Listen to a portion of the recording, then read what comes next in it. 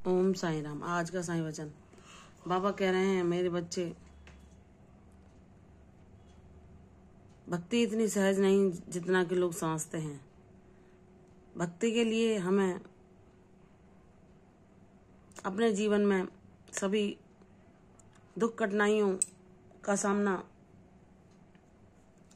अपने बाबा की नाम शक्ति के द्वारा करना पड़ता है। गुरु ही हमें इस कार्य के लिए चयनित करते हैं कि कौन भक्ति की राह पर चलेगा और कौन नहीं। जिस पर उनकी कृपा हो वही इस भक्ति में अपने ध्येय को प्राप्त कर सकता है, दूसरा कोई नहीं।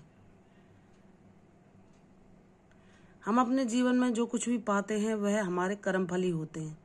भले ही नया जन्म होने के कारण हम उन चीजों को भूल चुके हैं, जैसे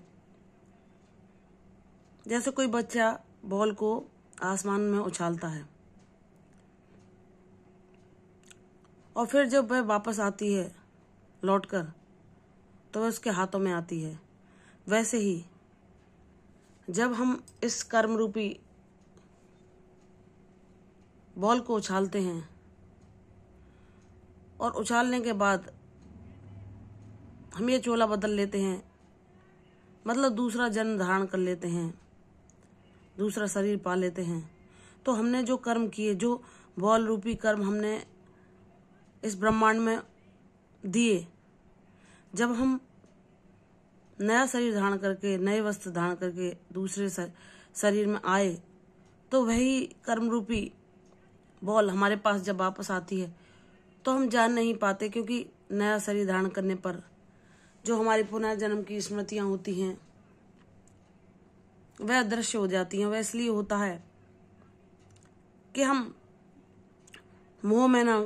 फंस सकें, अपने जीवन को विचारशील होकर ज्ञान के द्वारा यह जन्म हमें किस लिए मिला है उस ओर अपने प्रयास कर सकें कि मानव जीवन परम सौभाग्यशाली होता है, जिसमें हम यही सिर्फ वह योनि है जिसमें हम ईश्वर को भक्ति के द्वारा प्राप्त कर सकते हैं। नहीं तो 84 लाख योनियों में से कोई ऐसी योनि नहीं जिसमें हम ईश्वर का सानिध्य प्राप्त कर सकें।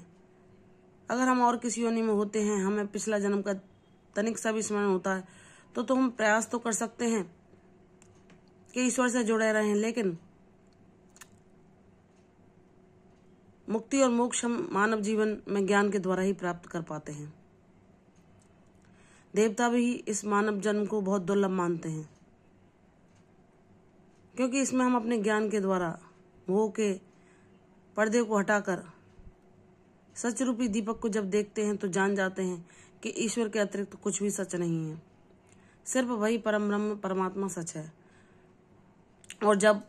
भगवान हमें इस बात का ज्ञान करा देते हैं, जब हम उनका चिंतन मनन करते हैं, उनका नाम जाप करते हैं, तो वह अंतकरण में हमारे वह ज्ञान का दीप जलाते हैं कि सारे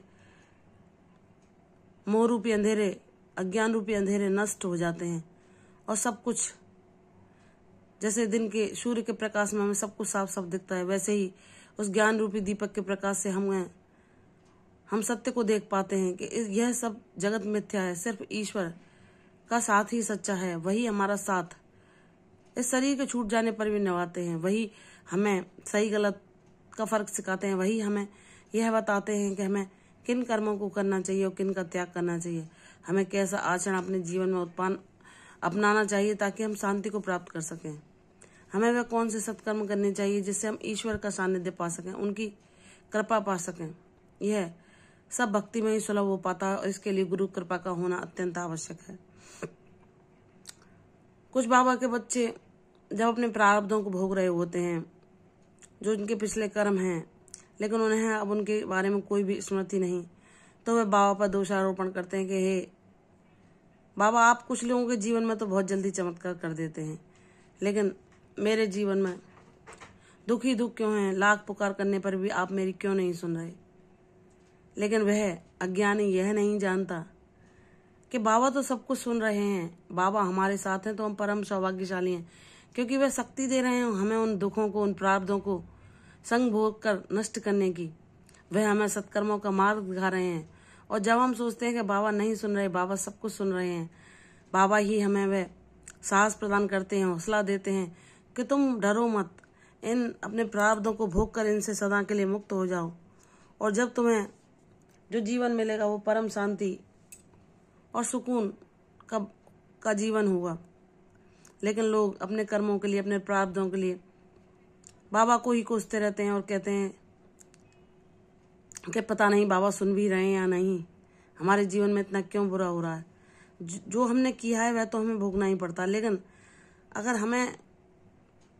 कोई गुरु मिल जाए, और गुरु ऐसा गुरु जो स्वयं परम ब्रह्म हो, तो वह हमें उन कर्मों को हम कैसे काटें इसकी भी प्रेरणा देते हैं, हमें ज्ञानवान बनाते हैं, हमारे कर्मों को भोगने में सहभागी बनते हैं, हमारे कष्टों में सदैव हमें दिलासा और सांत्वना प्रदान करते हैं कि मेरे बच्चे तू नाम जाप कर, कोई भी बाधा तुझे कष्ट ना पहुंचा पाएगी, तेरा साईं तेरा रक्षा कवच बनकर हर पल तेरी रक्षा कर रहा है। जब हमें ये ज्ञान हो जाता है कि ये हमारे ही कर्म हैं जो बाबा हमें भोग कर इनसे मुक्त होने के लिए कह रहे हैं, तो हम कभी भी बाबा पर दोषारोपण नहीं करते और प्रतीक्षा करते हैं कि कब हमारे बुरे कर्मों का अंत होकर हमारे जीवन में वह नई शुरुआत होगी जो बाबा ने हमें नया मार्ग दिखाया है, मानवता का मार्ग, सेवा धर्म का मार्ग, सत्कर्मों को करने का मार्ग, जिसके द्वारा हम जीवन में शांति ही पाते हैं, सबके लिए सद्भावना रखने का भाव, सबको दया और करुणा प्रदान करने का भाव, ये हमें सबसे अलग बनाते हैं। और जब हम इस मार्ग पर चलते हैं तो चाहे कितनी भी बाधाएं आए, कितना भी लोग हमें मूर्ख क्यों ना समझे, कितना भी हमारी हंसी क्यों ना उड़ाए, कितना भी हमें हमारे मार्ग से भटकाने के लिए दुख और कष्ट क्यों ना उत्पन्न कर दें, लेकिन बाबा जिसके साथ होते हैं वह कभी नहीं हारता, और उसकी जीत जो होती है वह बाबा की वह लीला होती है जो कि सबको आश्चर्यचकित कर देती है। तो किसी भी साईं भक्त को यह नहीं समझना चाहिए कि बाबा हमारी नहीं सुन रहे हैं। बाबा सुन रहे हैं, बाबा हर पल तुम्हारे साथ हैं। कर्म हमें भोगने पड़ते हैं, बाबा को जब हम अपना साथी बना लेते हैं तो बाबा हमें शक्ति देते हैं उन्हें सहने की, और स्वयं हमारे कष्टों को वह आधा करके स्वयं साथ भोगते हैं, और हमें उन्हें हमसे मुक्त कराकर हमें सत्कर्म और मानवता का पाठ पढ़ाकर शांति को हमारे जीवन में सदैव के लिए भेजते हैं। इसलिए अपने बाबा का करोड़ों बार धन्यवाद करके सिर्फ उनका ही साथ मांगना चाहिए, और उनकी मर्जी में ही प्रसन्न रहना चाहिए कि बाबा जो करेंगे वो न्याय मेरे लिए सदैव उचित ही होगा।